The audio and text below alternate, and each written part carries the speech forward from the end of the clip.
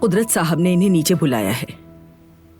जाहिर है जो कुछ हुआ उन्हें कोई खबर नहीं है, इसलिए वो चाहते हैं कि ग्रुप फोटो में ये मोहतरमा भी नजर आए।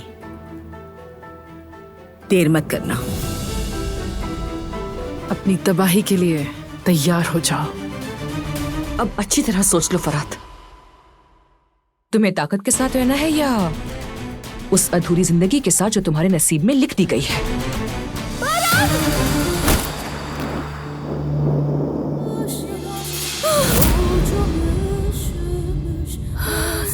नहीं हो सकता।